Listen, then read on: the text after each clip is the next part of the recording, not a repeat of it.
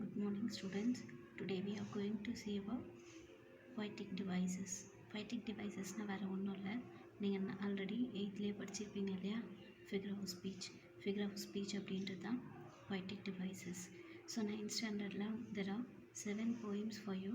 So அந்த 7 poemஸில் என்னென்ன important figure of speech use பண்ணியிருக்காங்க, என்னென்ன poetic devices யூஸ் பண்ணியிருக்காங்க அப்படின்ற லிஸ்ட்டு தான் இங்கே இருக்குது.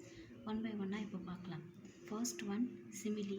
Simile, it is a comparison made between two objects of different kinds which have some resemblance or some similarities.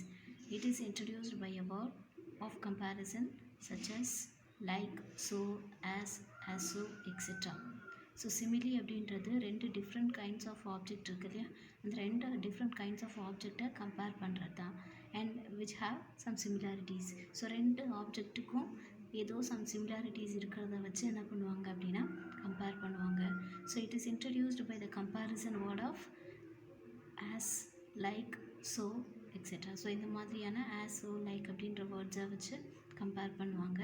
And இது டைரெக்டாக கம்பேர் பண்ணுற மாதிரி இருக்கும். ஃபார் எக்ஸாம்பிளுக்கு your eyes are like the diamond bright. இதில் வந்து இந்த போயம் லைனில் உங்களோட ஐஸை வந்து டைமண்ட் கூட என்ன பண்ணுறாங்க, கம்பேர் பண்ணுறாங்க. டைமண்ட் மாதிரி பிரைட்டாக இருக்குது அப்படின்னு சொல்லி கம்பேர் பண்ணுறாங்க. இங்கே கீழே கொடுத்துருக்காங்க பாருங்கள், லைக் அப்படின்ற வேர்டு யூஸ் பண்ணியிருக்காங்க பாருங்கள். So it is call simile. So இப்போ போயம் லைனில் ரெண்டு டிஃப்ரெண்ட் ஆப்ஜெக்டை கம்பேர் பண்ணுறது தான் வந்து சிமிலி. இதில் டைரெக்டாக ஆஸ், ஸோ, லைக் அப்படின்ற வேர்ட்ஸை யூஸ் பண்ணி கம்பேர் பண்ணுவாங்க. Second one, metaphor. Metaphor, it is a figure of speech that makes an implicit, implied or hidden comparison between two things that are unrelated but which share some common characteristics. So metaphor அப்படின்றதும் ரெண்டு ஆப்ஜெக்ட்ஸை compare பண்ணுறது தான், two திங்ஸை compare பண்ணுறது தான். ஆனால் ஒன்றோட ஒன்று அன்ரிலேட்டடாக இருக்கும். ஆனால் சில காமன் கேரக்டரிஸ்டிக்ஸ் மட்டும் இருக்கும், அதை வச்சு கம்பேர் பண்ணுவாங்க. அண்ட் கம்பேரிசன் வந்து இதில் ஹிடன் ஆகிருக்கும்.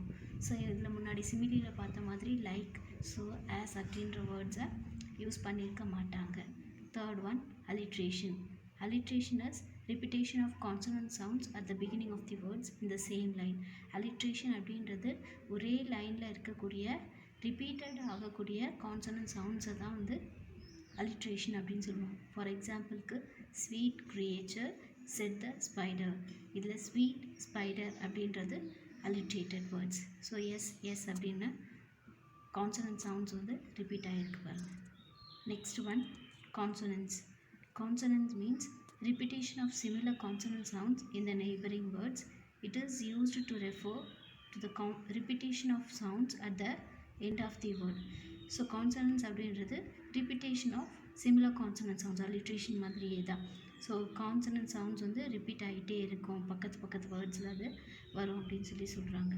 And next one, assonance. Assonance means repetition of similar vowel sounds in the neighboring words. So consonance அப்படின்றது கான்சனன்ட் சவுண்ட்ஸ் ரிப்பீட் ஆகக்கூடியது, அசோனன்ஸ் அப்படின்றது வவல் சவுண்ட்ஸ் ரிப்பீட் ஆகக்கூடியது. Next one, anaphora. Anaphora means repetition of a certain word or phrase at the beginning of successive lines. So anaphora அப்படின்றது ஒரு குறிப்பிட்ட. Next one is anaphora. Anaphora means repetition of a certain word or phrase at the beginning of successive lines, or repetition of a word or a phrase at the beginning of a sequences of sentences. So anaphora அப்படின்றது ஒரு குறிப்பிட்ட வேர்டோ இல்லை ஏதாவது ஒரு ஃப்ரேஸோ, so அந்த poem லைன்ஸோட பிகினிங்கில் வந்து repeat ஆகிட்டு வர்றது தான் வந்து அனஃபோரா. ஃபார் எக்ஸாம்பிளுக்கு see that line hath never sounded, see that sail hath never rounded. இதில் see that அப்படின்ற வேர்ட்ஸ் வந்து என்ன இருக்குது, ரிப்பீட் ஆகிருக்கு. ஸோ இது வந்து anaphora. So next one is personification.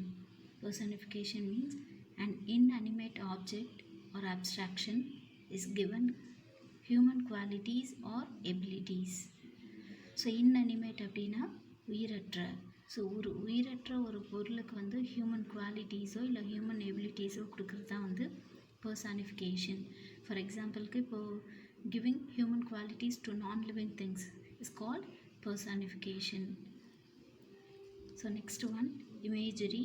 It is the name given to the elements in a poem that sparks the senses. So இப்போ for எக்ஸாம்பிளுக்கு இமேஜரி அப்படின்னா name given to the elements of in a poem that sparks the senses. நம்மளோட சென்சஸை தூண்டுற மாதிரி இருக்கும். அது வந்து விஷுவலாக மட்டும் இருக்காது. It is related to any of our 5 senses. For எக்ஸாம்பிளுக்கு சைட் மீன்ஸ் பார்க்குறது, hearing, touch, taste, smell etcetera. So இந்த மாதிரி இந்த எந்த சென்ஸ் கூட வேணாலும் இருக்கலாம். ஸோ இந்த சென்ஸ் ஏதோ நம்மளோட 5 சென்சஸை ஸ்பார்க் பண்ணுற மாதிரி தூண்டுற மாதிரி இருக்கிறது தான் வந்து இமேஜரி அப்படின்னு சொல்லி சொல்கிறாங்க. And next one is epithet. Epithet means it is an adjective or phrase expressing a quality or attribute regarded as characteristic of the person or the thing mentioned. So இது வந்து அட்ஜெக்டிவ் மாதிரியே தான், ஓகேவா? So கொடுத்துருக்க பர்சனையோ இல்லை திங்கோட கேரக்டரிஸ்டிக்ஸை mention பண்ணுறது தான் வந்து எபிடெட் அப்படின்றாங்க. And next one is anthropomorphism. Anthropomorphism means it means to enter a non-human character with human traits and behavior.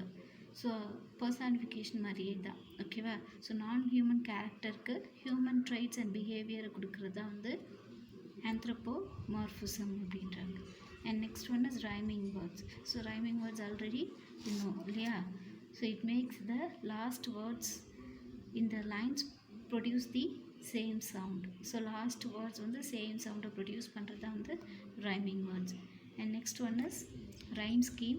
Rhyme scheme அப்படின்னா arranging the poetic lines in some order. So poetic lines வந்து ஏதோ some orderல நம்ம arrange பண்ணுறது தான் வந்து rhyme scheme. For example, look at the 4 lines. And into my garden stole when the night had veiled the pole. In the morning glad I see my foe outstretched beneath the tree. இதில் stole, pole, see, tree அப்படின்றது rhyming words இல்லையா? So same சவுண்டில் முடிஞ்சிருக்கு இல்லையா? Stole, போல், C, tree. So இதில் stole and போல் ரெண்டும் ஒரே சவுண்டில் இருக்குது இல்லையா?